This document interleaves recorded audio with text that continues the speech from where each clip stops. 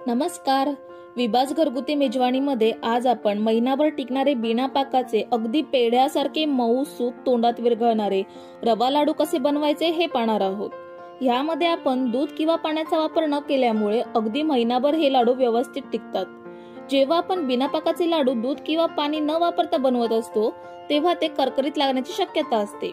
पण ह्या रेसिपीमध्ये वापरलेल्या पद्धतीमुळे लाडू अजिबात करकरीत लागत नाही, अगदी मऊसूत पेढ्यासारखे उत्तम चवीचे होतात. चला तर पटकन रेसिपीला सुरुवात करूया. सर्वात आधी आपण साहित्य बघूया. आपण एकाच मापाने साहित्य घेणार आहोत.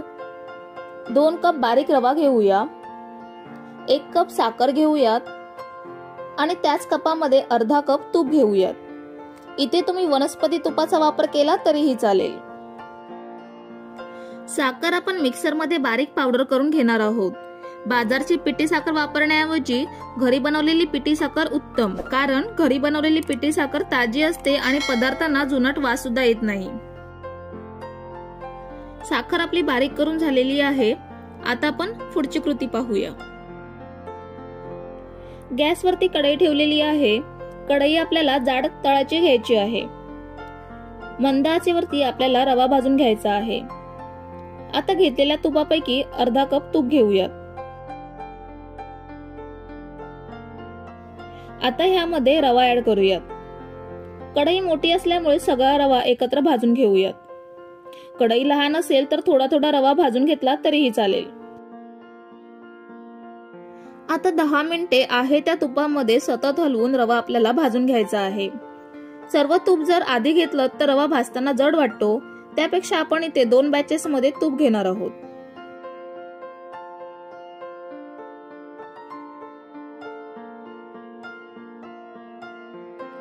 आता 10 मिनिटे झालेली आहेत. ह्यामध्ये शिल्लक असलेलं तूप सुद्धा घेऊयात. तूप बॅचेस मध्ये घेतल्यामुळे रवा खमंग भाजला जातो, चांगला फुलून खुसखुशीत होतो आणि तुपाचा अंदाज पण चुकत नाही.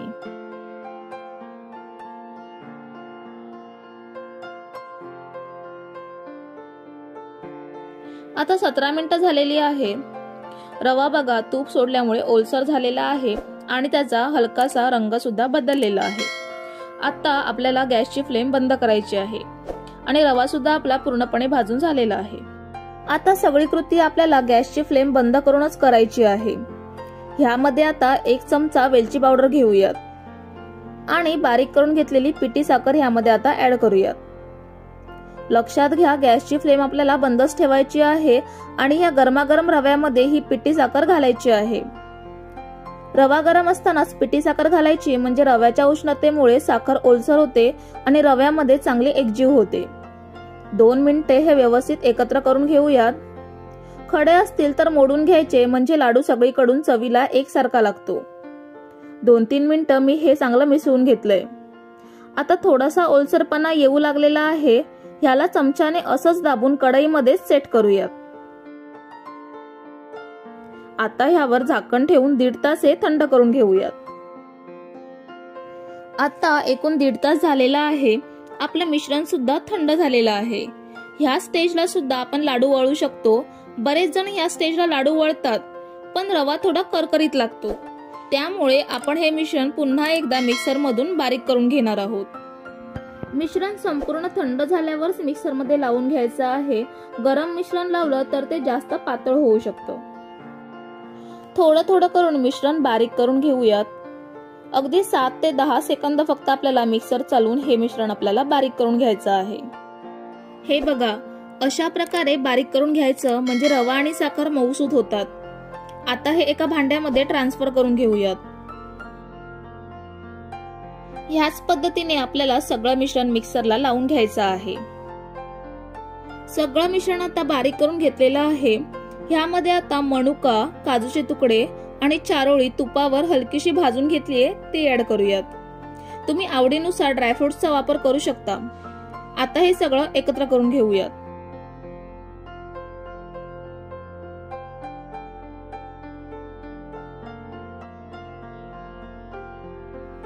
एकत्र करून झालेला आहे. आता ह्याचे लाडू वळून घेऊयात. हे लाडू वळताना जास्त वेळ लागत नाही, फटाफट वळून होतात.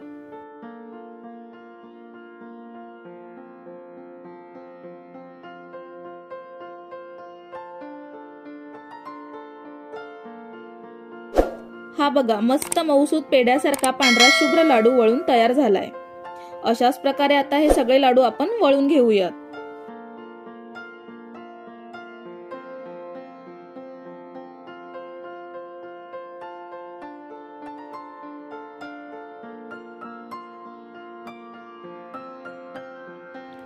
आता सगळे लाडू वळून झालेले आहेत। तुम्ही बघू शकता सगळ्या लाडूंना खूप सुंदर टेक्स्चर आलेलं आहे। पाणी दूध न वापरल्यामुळे हे लाडू सहज महिनाभर टिकू शकतात।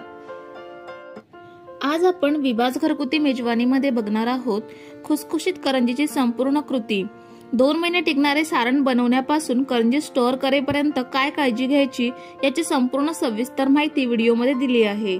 त्यामुळे रेसिपी शेवटपर्यंत बघा आणि चॅनलला न विसरता सबस्क्राइब करा आणि बेल बटन पण प्रेस करा।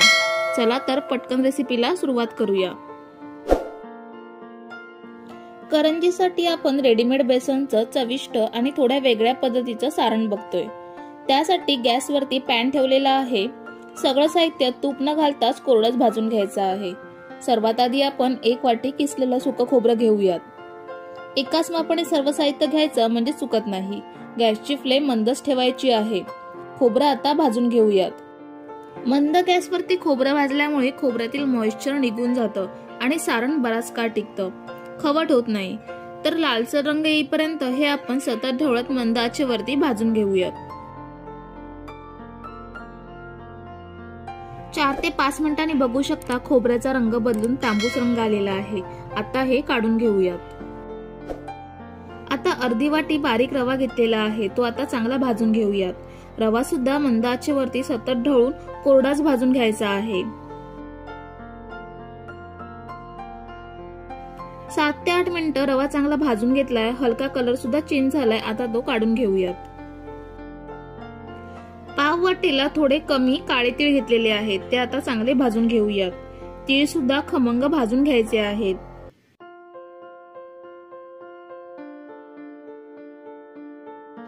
पाच मिनिटं झालेली आहेत। तीळ सुद्धा भाजून झालेले आहेत, ते आता काढून घेऊयात।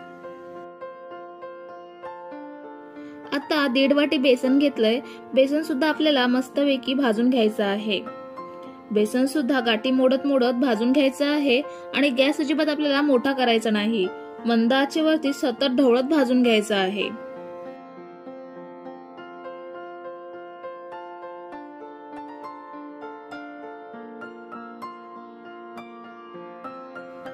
आता 15 मिनिटांनी बघू शकता पीठ खमंग भाजलंय, कलर सुद्धा चेंज झालाय। तर आता ते काढून घेऊयात। आता हे भाजलेलं साहित्य आपण पूर्ण थंड करून घेऊयात। करंजीसाठी आता आपण पीठ मळून घेऊयात। त्यासाठी ते 4 वाटी मैदा घ्यायचा आहे। यामध्ये आता अर्धा टीस्पून मीठ घेऊयात आणि तूप हलकं गरम करून घ्यायचं आहे, म्हणजे सगळ्या पिठाला व्यवस्थित चोळलं जाईल। एकदम जास्त कडकडीत घ्यायचं नाही, नाहीतर करंजीवर फोड येतात। आता हाताने पिठाला व्यवस्थित चोळून घेऊयात, म्हणजे करंजीचं वरचं आवरण मस्त खुसखुशीत होतं आणि बराच वेळ खुसखुशीत राहतं। ही बघा, अशी मूठ करून बघायची। घट्ट मूठ तयार झाली म्हणजे तूप व्यवस्थित चोळलं गेलंय। आता ह्यामध्ये थोडं थोडं पाणी घालून पीठ मळून घेऊयात। पीठ घट्टसरच मळून घ्यायचं आहे, जास्त पातळ मळायचं नाही। हे बघा, घट्टसर पीठ आपला मळून झालेला आहे। यावर आता झाकण ठेवून 15 मिनिटं असंच ठेवूयात, म्हणजे पीठ चांगलं सेट होईल। आता भाजून घेतलेले जिन्नस थंड झालेत। यामध्ये 1.5 वाटी पिठी साखर घेऊयात। सगळं साहित्य थंड झाल्यावरतीच पिठी साखर घ्यायची, नाहीतर साखर विरघळून सारण ओलसर होईल। साखर आणि बाकी जिन्नस हातानेच व्यवस्थित मिक्स करायचे, म्हणजे साखरेच्या गाठी मोडता येतात। साखरेच्या गाठी मोडून झालेल्या आहेत। यामध्ये आता अर्धा टेबलस्पून जायफळ पावडर ऍड करूयात आणि मी ते काजूचे तुकडे, मनुका आणि चारोळी घेतले ते ऍड केलं। तुम्ही आवडीनुसार ड्रायफ्रुट्स ऍड करू शकता। आता सर्व जिन्नस हातानेच व्यवस्थित मिक्स करून घ्यायचे, म्हणजे सगळे व्यवस्थित मिक्स होतात। तुम्ही जायफळ पावडरच्या ऐवजी वेलची पावडर सुद्धा वापरू शकता। हे बघा, आपलं चविष्ट रेडीमेड बेसनचं सारण बनवून झालंय। हे सारण 2 महिने हवाबंद डब्यामध्ये स्टोअर करता येतं आणि पाहिजे तेव्हा काढून पुन्हा करंज्या बनवू शकता। आता 15 मिनिटं झालेली आहेत। पीठ सुद्धा छान सेट झालंय। ह्याचे छोटे छोटे गोळे घेऊन करंज्या बनवून घेऊयात। करंजीसाठी गोळा घेतलेला आहे, आता छान लाटून घेऊयात। लाटून झालेला आहे, यामध्ये आता सारण भरूयात। सारण भरताना अशा पद्धतीने हात ठेवायचा म्हणजे सारण पारीच्या कडांना लागत नाही आणि व्यवस्थित पारी चिकटवता येते। आता पारीच्या कडांना पाणी लावून घेऊयात म्हणजे पारी घट्ट चिकटेल, नाहीतर तेलात सोडल्यावर आतमधील सारण बाहेर पडतं आणि तेल खराब होतं। तर अशा पद्धतीने पारी चिकटवून झालेली आहे। त्याच्या कडा आता चिरण्याने चिरून घेऊयात। ह्याऐवजी डिझाईनसाठी तुम्ही काटा चमचेचा सुद्धा वापर करू शकता।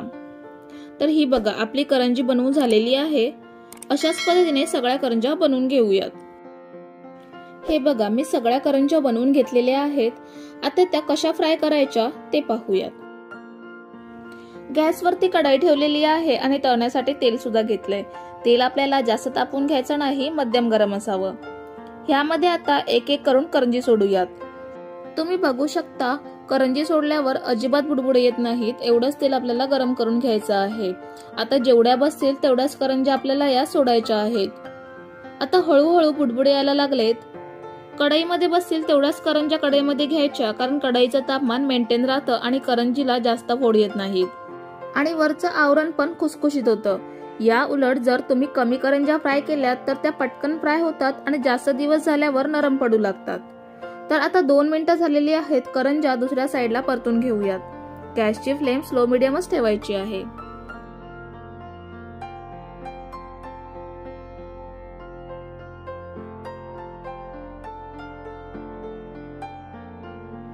आता करंज्या सोनेरी कलर येईपर्यंत अलटून पलटून फ्राय करून घेऊयात।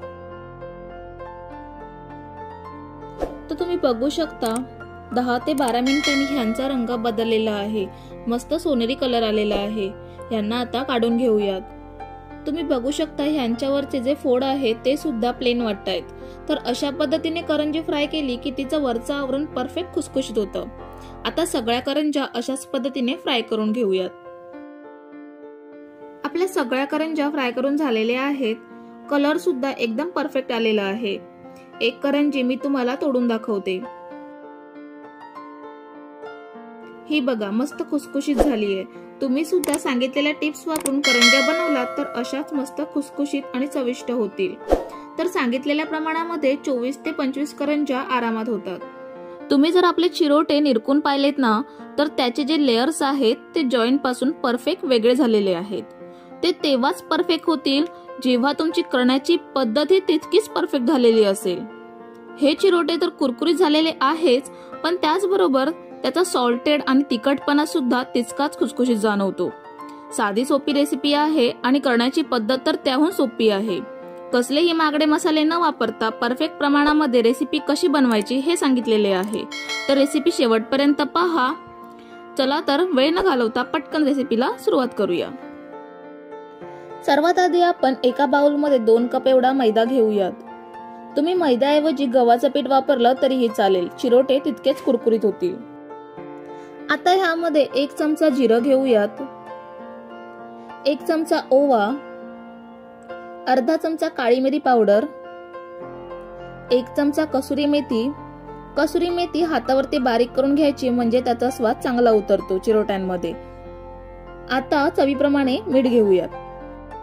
मसाले ऍड करून झालेले आहेत। ह्यामध्ये आता 2 चमचे कडकडीत तुपाचं मोहन घालून घेऊयात। तूप गरम असल्यामुळे ही सगळी जिन्नस चमच्याने एकत्र करून घेऊयात।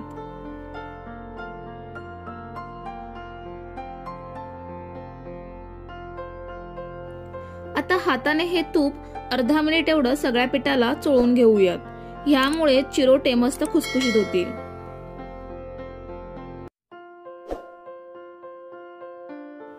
तूप व्यवस्थित पिठाला लागलेला आहे। आता ह्यामध्ये थोडं थोडं पाणी घेऊन पीठ घट्टसर मळून घेऊयात। पीठ जास्त घट्ट मळायचं नाही, ह्याच्या आपल्याला पोळ्या लाटून घ्यायच्या आहेत। एवढंच आपल्याला हे घट्ट मळून घ्यायचं आहे।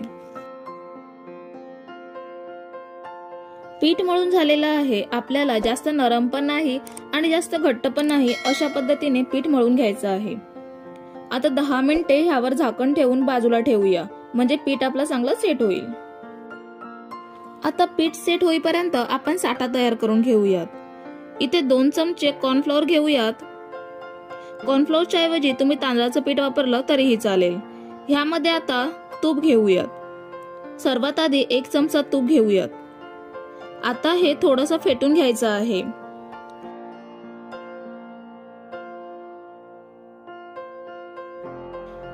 आणि अजून 1 चमचा तूप घेऊयात, म्हणजे 2 चमचे कॉर्नफ्लॉवरला 2 चमचे तूप पुरेसं होतं।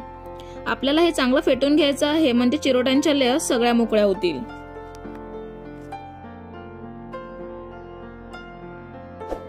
साठा आपला फेटून झालेला आहे। ह्याला मस्त स्मूथ क्रीमी टेक्स्चर आलेला आहे। आता 10 मिनिटं झालेली आहेत।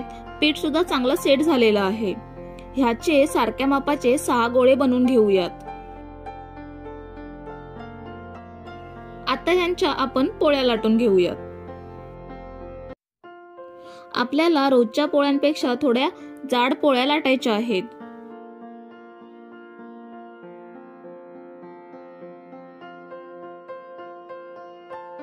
ह्याला पीठ लावायची गरज नाही, तुपामुळे व्यवस्थित लाटल्या जातात।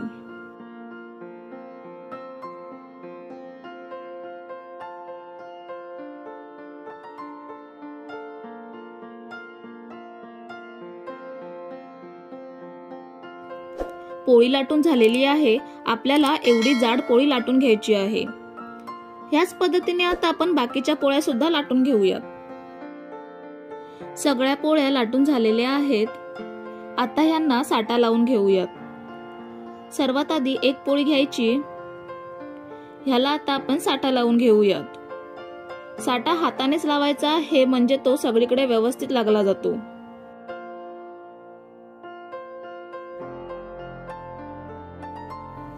आता ह्यावर दुसरी पोळी ठेवूयात। ह्याला सुद्धा हाताने साठा लावून घ्यायचा आहे।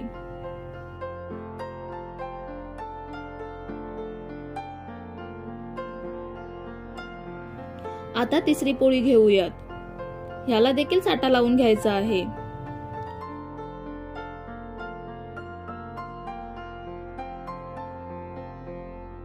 आता तिन्ही पोळ्यांना साठा लावून झालेला आहे। ह्याचा आता रोल करून घेऊयात। पोकळी न ठेवता घट्टसर रोल करायचा आहे।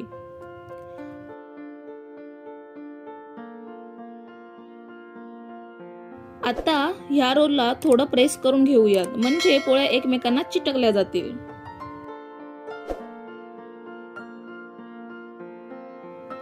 आता ह्या रोलचे 2 सेंटीमीटर वरती पीसेस कट करून घेऊयात। एका रोलचे 10 ते 11 पीसेस आरामात होतात। हे एका प्लेट मध्ये काढून घेऊयात। आणि राहिलेल्या 3 पोळ्यांना सुद्धा साठा लावून रोल करून कट करून घेऊयात। आता 1 पीस घेऊया आणि आता ह्याला हाताने हलकं प्रेस करायचं आहे, म्हणजे पाकळ्या एकसारख्या सेपरेट होतील। आता हलकं लाटून घ्यायचं आहे। आपल्याला हलक्या हातानेच लाटायचं आहे, म्हणजे लेयर्स दबले जाणार नाहीत। जास्त पातळ लाटून घ्यायचं नाही।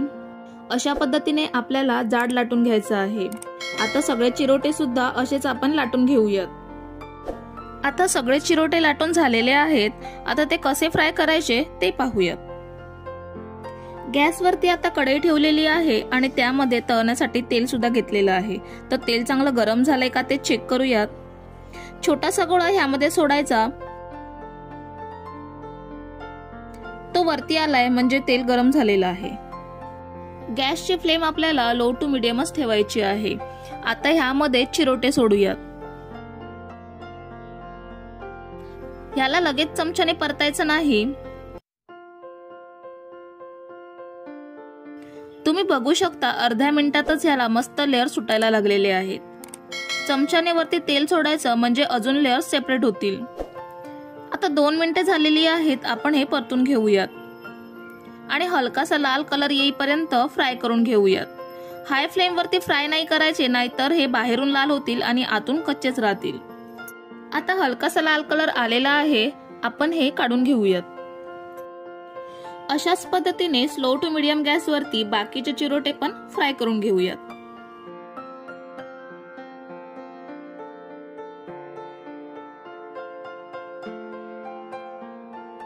आता सगळे चिरोटे आपले फ्राय करून झालेले आहेत। तुम्ही बघू शकता ह्याला मस्त असे लेयर सुद्धा पडलेले आहेत। एक चिरोटा मी तुम्हाला जवळून दाखवते। हे बघा, मस्त पाकळ्या पडलेल्या आहेत. मी तोडून सुद्धा दाखवते. मस्त कुरकुरीत झालेला आहे. तुम्ही बघू शकता किती मस्त याला लेयर्स आणि एवढा कुरकुरीतपणा ह्याला. एकदम मस्त आपले चिरोटे तयार झालेले आहेत. एकदम सुंदर, सुबक, त्याचबरोबर गोल गरगरीत असे टाळ्याला अजिबात न चिटकता जिभेवरतीच विरघळणारे बेसन लाडू तयार झालेत. विशेष म्हणजे हे लाडू डाळ भाजून दळून बनवलेले नाहीत, तर रेडीमेड दुकानातील बेसन वापरून बनवलेले आहेत. रोजच्या धावपळीमुळे डाळ दळून आणून फराळ बनवण्यासाठी वेळ नसतो, त्यामुळे रेडीमेड बेसन वापरून दाणेदार लाडू कसा बनवायचा हे या रेसिपीमध्ये दाखवलं आहे. तर व्हिडिओ शेवटपर्यंत बघा आणि रेसिपी आवडल्यास लाईक, शेअर कराच आणि त्याचबरोबर चॅनलला जर तुम्ही अजून सबस्क्राईब केलं नसेल तर सबस्क्राईब करा आणि बाजूचं बेल बटन पण प्रेस करा. चला तर पटकन रेसिपीला सुरुवात करूया. सर्वात आधी आपण साहित्य बघूयात. 500 ग्राम म्हणजे अर्धा किलो बेसन घेतलेला आहे. त्यासाठी 450 ग्राम पिठी साखर घेतलेली आहे. आवडीनुसार साखर कमी जास्त करू शकता. आणि बारीक रवा घेतलेला आहे 150 ग्राम. तूप 250 ग्राम घेतलेला आहे, म्हणजे पाव किलो घेतलेला आहे. तर आपण कपाचं प्रमाण बघूयात. इथे 4 कप बेसन आहे, 2 कप पिठी साखर आहे. पिठी साखर घरीच बनवा म्हणजे पदार्थांना जुनाट वास येत नाही. बारीक रवा अर्धा कप घेतलेला आहे. तूप पाऊण कप घेतलेला आहे, म्हणजे 1 कप साठी 2 चमचे कमी घेतलेले आहेत. तुम्ही पूर्ण 1 कप सुद्धा घेऊ शकता. सगळं साहित्य एकाच मापाने घ्यायचं म्हणजे चुकत नाही. आता गॅसवरती कढई ठेवलेली आहे. कढई जाडतळ असलेलीच घ्यायची म्हणजे सगळं साहित्य खमंग भाजलं जातं आणि करपत नाही. आता सर्वात आधी आपण रवा भाजून घेऊयात. तर कढईमध्ये 2 चमचे तूप घेऊयात आणि आता ह्यामध्ये बारीक रवा घेऊयात. रवा सतत हलवून मंद गॅसवरतीच भाजून घ्यायचा आहे. सतत ढवळत भाजून घ्यायचा म्हणजे कण भाजला जातो आणि मस्त फुलून येतो. 8 ते 10 मिनिटं झालेली आहेत. रवा खमंग भाजलाय आणि हलकासा कलर सुद्धा चेंज झालाय. तर आता काढून घेऊयात. आता घेतलेल्या तुपापैकी थोडं तूप घेऊयात. तूप आपल्याला थोडंच घालायचं आहे म्हणजे तुपाचा अंदाज बरोबर येतो. ह्यामध्ये आता बेसन घेऊयात. आपण सगळं बेसन एकदम भाजायला घेतलेलं आहे. कढई लहान असेल तर 2 बॅचेस मध्ये भाजलं तरीही चालेल. आता गाठी मोडत सतत हलवून मंद गॅसवरतीच बेसन भाजून घ्यायचं आहे. कढई गोल असेल तर बेसन पटपट सरकलं जातं आणि बेसन पूर्ण भाजून होईपर्यंत हात दुखून येत नाहीत. आता 4 ते 5 मिनिटं झालेली आहेत. बेसनचा रंग बदललेला आहे, पण बेसन कोरडं आहे. राहिलेलं सगळं तूप आपण आता यामध्ये घेणार आहोत आणि आता गाठी मोडत मंद आचेवरतीच मिक्स करून घ्यायचं आहे. गॅस अजिबात मोठा करायचा नाही. 5 मिनिटांनंतर तुम्ही बघू शकता बेसन आपलं ओलसर दिसू लागलेलं आहे, कारण सुरुवातीला बेसन तूप शोषून घेतं आणि त्यानंतर तूप बाहेर सोडतं. अजून एक 7 ते 8 मिनिटांनी म्हणजे सुरुवातीपासून 17 ते 18 मिनिटांनी आपलं मिश्रण हे बरंच पातळ दिसू लागलेलं आहे. ह्याला अजून एक 5 मिनिटे भाजून घेऊयात. सतत हलवत भाजायचं आहे आणि मंदच आचेवरती हे आपल्याला भाजून घ्यायचं आहे. आता 20 ते 22 मिनिटांनी बघू शकता बेसन अजून पातळ झालेलं आहे, कारण बेसन आणि तूप व्यवस्थित एकजीव होऊन गरम झालेले आहेत. त्यामुळे आता ह्याला हलका रंग बदलेपर्यंत भाजून घ्यायचा आहे. एकूण 25 मिनिटांनी बेसनाचा रंग बदललेला आहे. यापेक्षा बेसनाचा रंग जास्त वाढवायचा नाही, नाहीतर लाडू काळपट दिसतात. बेसन भाजत आलेला आहे. गॅस कमीच ठेवून ह्यामध्ये किंचित थंड पाण्याचा हपका मारून घेऊयात. छान मिक्स करायचं. तुम्ही आता बघू शकता ह्याला छान रवा टेक्स्चर आलेला आहे आणि शाईन सुद्धा आली आहे. बेसन भाजत आलं की 2 मिनिटं आधी पाणी मारून घ्यायचं म्हणजे बेसन छान दाणेदार होतं. बेसन मस्त भाजलेलं आहे आणि ह्यामधील पाणी सुद्धा पूर्णपणे निघून गेलंय. आता गॅस बंद करूयात आणि हे मिश्रण एका पसरट भांड्यामध्ये किंवा परातीमध्ये काढून घेऊयात. हे बघा, मी परातीमध्ये काढून घेतलंय. अर्धा किलो बेसन भाजण्यासाठी मला 25 ते 30 मिनिटं लागलेली आहेत. ह्याला आता आपण पूर्णपणे थंड करून घेऊयात.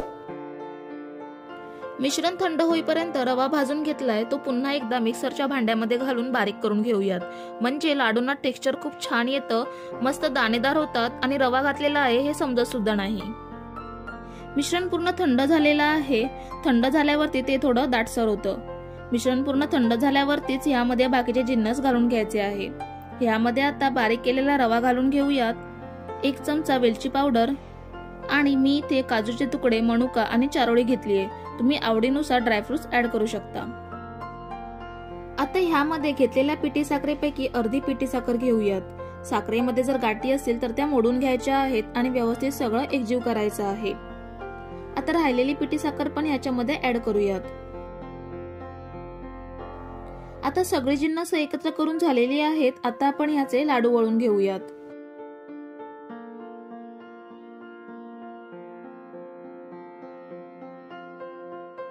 लाडू वळून झाल्यावर पिस्त्याचे काप लावून घेऊयात, म्हणजे लाडू आकर्षक दिसतो। आणि लाडू वळून झाल्यावर असा हातावर खेळवायचा, म्हणजे लाडवाला छान चकाकी येते। बघा किती सुंदर लाडू तयार झालाय। अशाच पद्धतीने सगळे लाडू वळून घेऊयात। आता बेसन लाडू बिघडले तर काय करायचं? बेसन लाडू बिघडतात म्हणजे तुपाचं प्रमाण जास्त झालं तर मिश्रण पातळ होतं, तर ह्यावेळी कोरडं बेसन भाजून घ्यायचं। भाजताना अजिबात तूप वापरायचं नाही आणि भाजलेलं बेसन थंड झाल्यावरती ह्या मिश्रणामध्ये ऍड करायचं। हवं तर तुम्ही बेसन वाढवलं तर त्याप्रमाणे पिठी साखर सुद्धा वाढवू शकता। लाडू आपले मस्त वळून झालेले आहेत, खूप सुंदर दिसतायत आणि सांगितलेल्या प्रमाणामध्ये तुम्ही सुद्धा लाडू बनवले तर तुमचे सुद्धा लाडू असे सुंदर होतील। एक लाडू मी तुम्हाला तोडून दाखवते। हे बघा, मस्त मऊसूत असा दाणेदार लाडू आपले तयार झालेले आहेत। तुम्ही बघू शकता याचा टेक्स्चर, ह्या फक्त 2 बोटाने तुटत आहेत। एवढ्या या शंकरपाळ्या बिस्किट पेक्षा सुद्धा खूप खुसखुशीत झालेल्या आहेत। एकदम खुसखुशीत पडदेल्यावर असणारी पीठ न मळता सोप्या पद्धतीने कशी बनवायची हे बघूयात। खूप साऱ्या टिप्स दिलेल्या आहेत, रेसिपी शेवटपर्यंत बघा आणि तुम्ही जर सांगितलेल्या प्रमाणात परफेक्ट माप घेऊन शंकरपाळी बनवलीत तर तुमच्या सुद्धा शंकरपाळ्या अशाच मस्त खुसखुशीत होतील। सर्वात आधी आपण गॅसवरती पॅन ठेवूयात, त्यामध्ये 1 कप एवढी साखर घेऊयात। आता त्याच मापाने 1 कप एवढे पाणी घेऊयात। पुन्हा आपल्याला त्याच मापाने तूप घ्यायचं आहे। तुम्ही ते वनस्पती तुपाचा वापर केला तरी चालेल, शंकरपाळ्या तितक्याच खुसखुशीत होतील। आता हे तिन्ही जिन्नस स्लो गॅसवरती ढवळून घ्यायचे आहेत। आपल्याला साखर विरघळेपर्यंतच हे मिश्रण गॅसवरती ठेवायचं आहे। तुम्ही कपाच्या ऐवजी वाटीचं माप घेतलं तरी चालेल, पण साखर, पाणी आणि तूप यांचं एकच माप घ्यायचं, म्हणजे तुमच्या शंकरपाळ्या कधीच चुकणार नाहीत। आता साखर पूर्णपणे विरघळलेली आहे आणि पाणी, तूप, साखर एकजीव झालेले आहेत। आपण गॅसची फ्लेम बंद करूयात आणि आता हे मिश्रण आपल्याला एका भांड्यामध्ये ट्रान्सफर करून थंड करून घ्यायचं आहे। आता मिश्रण थंड झालेलं आहे, तर आता आपण ह्यामध्ये थोडा थोडा करून मैदा घेऊयात।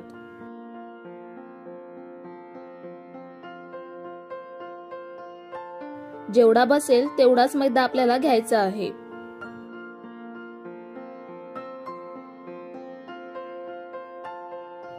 थोडा थोडा करून आपल्याला मैदा घ्यायचा आहे आणि हलक्या हातानेच मिक्स करायचा आहे। चपातीच्या पिठासारखं मळायचं नाही। आता पीठ व्यवस्थित मिक्स करून गोळा तयार करून घेतलाय। हे बघा, आपल्याला जास्त घट्ट पण नाही आणि जास्त पातळ पण नाही, या पद्धतीने पिठाचा गोळा बनवून घ्यायचा आहे। आता ह्यावरती झाकण ठेवून 10 मिनिटे पीठ आपण सेट करून घेऊयात। आता 10 मिनिटं झालेली आहेत, आपण बघूयात। पीठ सुद्धा आपलं सेट झालेलं आहे। आता याचा एक एक गोळा घेऊन लाटून घेऊयात।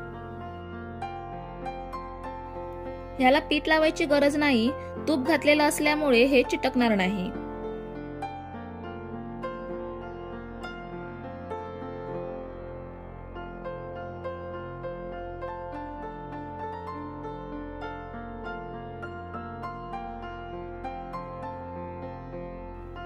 आता लाटून झालेला आहे, ह्याच्या आता आपण शंकरपाळ्या कट करून घेऊयात।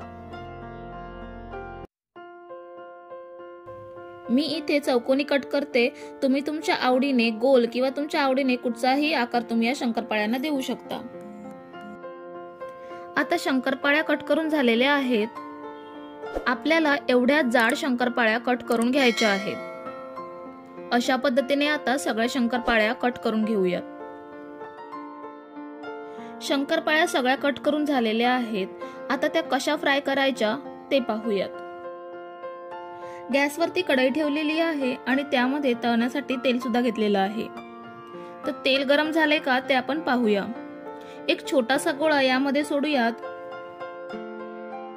गोळा वरती आला म्हणजे तेल गरम झालेलं आहे. आता यामध्ये शंकरपाळ्या सोडूयात.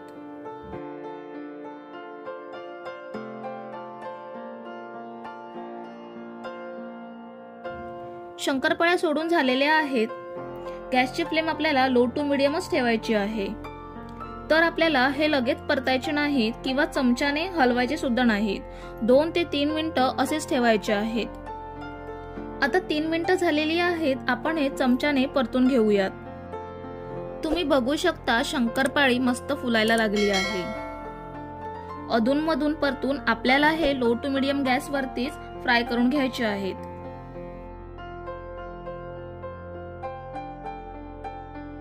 आता याचा कलर चेंज झालेला आहे, लालसर झालेले आहेत. तर आता हे आपण काढून घेऊयात. तुम्ही बघू शकता सगळ्या शंकरपाळ्या मस्त फुललेल्या आहेत.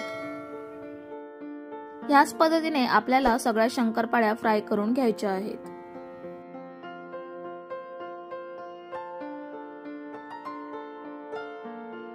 आता आपल्या सगळ्या शंकरपाळ्या फ्राय करून झालेल्या आहेत.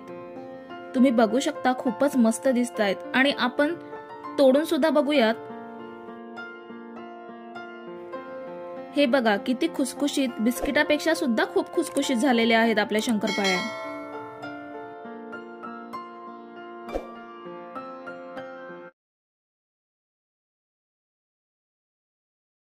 योग्य पद्धतीने खमंग चकलीची भाजणी कशी करायची व त्यापासून चकली कशी बनवायची हे पाहणार आहोत. भाजणी बनवत असताना ते योग्य पद्धतीने कसं भाजावं हे मी या व्हिडिओमध्ये सांगितलेलं आहे. त्यानंतर त्या भाजणीपासून आपण चकली सुद्धा बनवणार आहोत.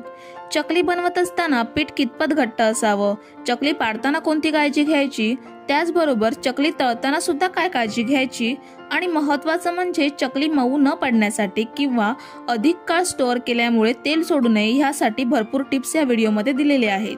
त्यासाठी रेसिपी शेवटपर्यंत पहा. सर्वात आधी आपण तांदूळ आणि डाळींचं प्रमाण बघूयात. तांदूळ आणि डाळी आपण स्वच्छ धुवून निथळून 2 तास फॅन खाली वाळवून घेतलेले आहेत. उन्हात वाळवायचं नाही, घरीच वाळवून घ्यायचं आहे. सर्व साहित्य एकाच मापाने घ्यायचं म्हणजे चुकत नाही. तर मी इथे या एकाच कपने सगळं साहित्य घेतलेलं आहे. इथे आपण 4 कप तांदूळ घेतलेले आहेत. तांदूळ जाड घ्यायचा आणि सर्वात महत्त्वाचं म्हणजे जुना तांदूळ घ्यायचा. नवीन तांदूळ घेतला तर चकली चिवट होते. रेशनचा तांदूळ घेतला तरीही चालेल, चकली मस्त होते. 2 कप चणा डाळ घेतलेली आहे, 1 कप मूग डाळ घेतलेली आहे आणि अर्धा कप उडीद डाळ घेतलेली आहे. प्रमाण नेहमी लक्षात ठेवा. 4 कप तांदूळ त्याच्या अर्धा म्हणजे 2 कप चणा डाळ, त्याचा निम्मे म्हणजे 1 कप मूग डाळ आणि त्याचा निम्मे म्हणजे अर्धा कप उडीद डाळ. आता पुढचं साहित्य बघूया. त्याच कपच्या मेजरमेंटने सगळं साहित्य घेतलेलं आहे. इथे 1 कप जाड पोहे घेतलेले आहेत. जे आपण कांदा पोहे बनवायला वापरतो तेच पोहे आहेत. पाऊण कप साबुदाणे घेतलेले आहेत. पाव कप धणे घेतलेले आहेत आणि पाव कपला थोडं कमी जिरं घेतलेलं आहे. आता भाजणी कशी करायची हे पाहूयात. भाजणीसाठी जाड तळाची कढई घ्यायची म्हणजे सगळं साहित्य अगदी खमंग भाजलं जातं आणि भाजणी खमंग असेल तर चकली सुद्धा खमंग होते. तर सर्वात आधी आपण तांदूळ भाजून घेऊयात. तांदूळ जास्त असल्यामुळे 2 बॅचेस मध्ये भाजून घेऊयात. तुम्ही क्वांटिटी कमी घेतली असेल तर एकाच वेळी भाजून घेऊ शकता. तांदूळ सतत हलवून आपल्याला भाजून घ्यायचे आहेत म्हणजे सगळे एकसारखे भाजले जातात. तर तांदूळ आता भाजलेले आहेत. तांदूळ भाजायला 10 मिनिटं लागलेली आहेत. तांदूळ थोडेसे खाऊन बघायचे, कडकडीत लागले की समजायचं तांदूळ भाजलेले आहेत. तांदूळ आता काढून घेऊयात आणि राहिलेले तांदूळ सुद्धा भाजून घेऊयात. आता चणा डाळ भाजून घेऊयात. चणा डाळ सुद्धा मंद आचेवरतीच भाजून घ्यायची आहे. ही डाळ आकाराने थोडी इतर डाळींपेक्षा मोठी असल्यामुळे भाजायला थोडा जास्त वेळ लागतो. तर एक 7 ते 8 मिनिटं झालेली आहेत. डाळ भाजलेली आहे, हलकासा कलर पण चेंज झालाय. तर आता हे काढून घेऊयात. आता मूग डाळ भाजून घेऊयात. सतत हलवून मंद आचेवरतीच भाजून घ्यायची आहे.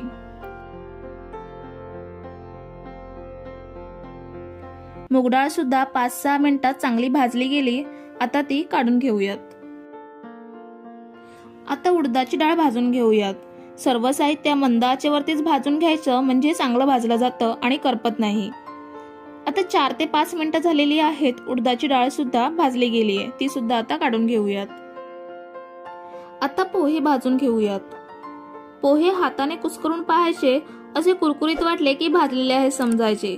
तर 3 ते 4 मिनिटं लागलेली आहेत पोहे भाजायला. आता ते काढून घेऊयात. आता साबुदाणे घेऊयात. मंद आचेवरतीच भाजायचे आहेत. हे सुद्धा 2 ते 3 मिनिटं भाजायचे आहेत. हलके डाग पडायला लागले आहेत की समजायचं साबुदाणे भाजलेले आहेत. आता ते काढून घेऊयात. आता धणे घेऊयात. धणे सुद्धा सतत हलवून भाजून घ्यायचे आहेत. यांना अजिबात वेळ लागत नाही भाजायला. अर्धा मिनिटातच धणे भाजलेले आहेत, काढून घेऊयात. आता जिरं घेऊयात. धण्यापेक्षा खूप कमी वेळ लागतो भाजायला. जिऱ्याचा रंग बदललेला आहे, भाजल्याचा खमंग वास सुद्धा येतोय. तर आता जिरं काढून घेऊयात. चकली भाजणी आपली झालेली आहे. सगळं धान्य भाजून झालेलं आहे. भाजणी करताना 2 टिप्स लक्षात ठेवा. एक म्हणजे जाडतळाची कढई घ्यायची आणि दुसरं म्हणजे अगदी कमी गॅसवर सतत हलवून साहित्य सगळं भाजून घ्यायचं, म्हणजे खमंग भाजलं. सगळं साहित्य थंड झाल्यावरच गिरणीतून एकदम बारीक दळून आणायचं आणि दळून आणताना कुठच्याही धान्यावर टाकायचं नाही, डाळीवरच धान्य दळून आणायचं. आता दळून आणलेल्या भाजणीच्या चकल्या कशा बनवायच्या ते पाहूयात. सेम मेजरमेंटने 3 कप भाजणी घेऊयात. ह्यामध्ये आता पाव कप तीळ घेऊयात. पाव टीस्पून हळद घेऊयात. हळद जास्त घ्यायची नाही, नाहीतर हळद घातल्यानंतर चकल्या काळपट दिसतात. आता 2 चमचे घरगुती मिरची पावडर घेऊयात आणि 1 चमचा काश्मीरी मिरची पावडर घेतली आहे. ह्यामुळे कलर चांगला येतो. तुम्ही स्किप सुद्धा करू शकता. आता चवीप्रमाणे मीठ घेऊयात आणि अर्धा टीस्पून हिंग घेऊयात. आता ह्यामध्ये भाजणी घेतली आहे, त्याच कपने पाव कप तेल कडकडीत करून घेतलंय, ते ऍड केलं. तेल गरम असल्यामुळे चमच्याने एकत्र करून घ्यायचं आहे.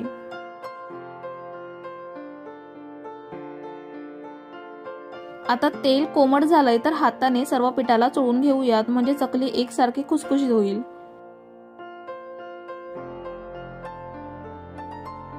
आता 3-4 मिनिटं तेल पिठाला चांगलं चोळून घेतलंय. सर्व साहित्य सुद्धा व्यवस्थित मिक्स झालंय. आता अगदी कोमट पाण्यामध्ये पीठ मळून घेऊयात. उकड काढल्यामुळे चकली तेलकट होण्याची शक्यता असते किंवा चुकण्याची शक्यता असते. पण जर तुम्हाला व्यवस्थित येत असतील तर तुम्ही उकड काढून सुद्धा चकली बनवू शकता. थोडं थोडं पाणी घेऊन पीठ मळून घ्यायचं आहे. जास्त पातळ करायचं नाही, घट्टच ठेवायचं आहे. 1 मिनिटभर पीठ चांगलं मळून घेतलंय. हे पीठ भिजवण्यासाठी मला 1 कप पाणी लागलेलं आहे. आता याच्या आपण चकल्या पाडून घेऊयात. सर्वात आधी चकलीचा स्टार आकाराचा साचा घेतलाय. खरखरीत भाग असतो तो बाहेरच्या बाजूने लावायचा, म्हणजे चकलीला काटे छान येतात. आणि मऊ भाग सोऱ्याच्या आतमध्ये लावायचा. आता सोऱ्यामध्ये पीठ भरताना मध्ये अजिबात हवा ठेवायची नाही आहे. दाबून पीठ भरायचं. जर मध्ये हवा राहिली तर चकल्या मध्येच तुटू शकतात. सोरा बंद करूयात आणि लगेच चकली पाडायला घेऊयात. चकल्या एकसारख्या येण्यासाठी मी इथे सेम साईजचे बेकिंग पेपर कापून घेतलेले आहेत. तुम्ही जाड पेपर किंवा सेम साईजच्या प्लेट सुद्धा वापरू शकता. चकली पाडताना पहिला थोडासा गोल करून घ्यायचा, म्हणजे संपूर्ण चकली मस्त गोल शेप मध्ये येते. आणि सोरा जास्त वरती न उचलता चकली पाडून घ्यायची आहे, म्हणजे चकली मध्येच तुटत नाही. लास्टचा टोक दाबून टाकायचं. ही बघा, आपली मस्त चकली पाडून झालेली आहे. आता बाकीच्या चकल्या पण आपण अशाच पाडून घेऊयात. चकल्या पाडून झालेल्या आहेत. एकाच वेळी जास्त चकल्या पाडायच्या नाहीत. 4-5 चकल्या पाडून तळून घ्यायच्या, नाहीतर चकल्या कोरड्या पडतात. गॅसवरती कढई ठेवलेली आहे आणि तळण्यासाठी तेल सुद्धा घेतलंय. तर तेल गरम झालं की नाही हे पाहूयात. चकली तळण्यासाठी तेल मध्यम गरम असावं. आता पिठाचा एक छोटा गोळा सोडूयात. बुडबुडे वरती आलाय आणि करपला नाहीये, म्हणजे तेल बरोबर मध्यम गरम आहे. आता ह्यामध्ये चकली सोडूयात. गॅसची फ्लेम मध्यमच ठेवायची आहे. बेकिंग पेपर घेतल्यामुळे झाऱ्यामध्ये अशा प्रकारे ठेवून चकली सोडायची, म्हणजे चटका लागण्याची शक्यता नसते. चकली तेलात सोडल्यावर 1 ते 1.5 मिनिट ह्याला झारा लावायचा नाही, नाहीतर चकलीचा आकार बदलण्याची किंवा तुटण्याची शक्यता असते. या उलट झाऱ्याने वरच्या बाजूने तेल सोडत राहायचं. साधारण 1-1.5 मिनिटाने चकली कडक जाणवू लागली की ती पलटून घ्यायची. संपूर्ण चकली मीडियम गॅसवरतीच फ्राय करून घ्यायची आहे. स्लो गॅसवरती केला तर चकली तेल शोषून घेते आणि तेलकट होते. आणि फास्ट गॅसवरती फ्राय केली तर वरून कडक होते आणि आतून कच्ची राहते। त्यामुळे मीडियम गॅसवरती दर अर्ध्या मिनिटाने परतून घ्यायची, म्हणजे दोन्ही बाजूने चकली एकसारख्या रंगावर तळली जाते। आता चकलीचे बुडबुडे बरेच कमी झालेले आहेत, म्हणजे आपली चकली तळत आलेली आहे। अजून एक अर्धा मिनिट तळून घेऊयात। आता पूर्ण 3.5 ते 4 मिनिटं झालेली आहेत। चकली पूर्णपणे तळली गेली आहे। काढून घेऊयात। ही बघा, मस्त कलर आलेला आहे आणि सांगितलेल्या टिप्स लक्षात ठेवल्या तर तुमच्या सुद्धा चकल्या अशाच सुंदर होतील। बाकीच्या चकल्या सुद्धा अशाच प्रकारे तळून घेऊयात। चकली तळत असताना प्रमाणापेक्षा जास्त चकल्या तळायला घेतल्यात तर चकली तेलात विरघळू शकते किंवा भरपूर तेल शोषून घेऊ शकते। त्यामुळे कढईमध्ये बसतील एवढ्याच चकल्या आपल्याला तळून घ्यायच्या आहेत। सगळ्या चकल्या तळून झालेल्या आहेत। 3 कप मध्ये 21 ते 22 मोठ्या चकल्या तयार झालेल्या आहेत।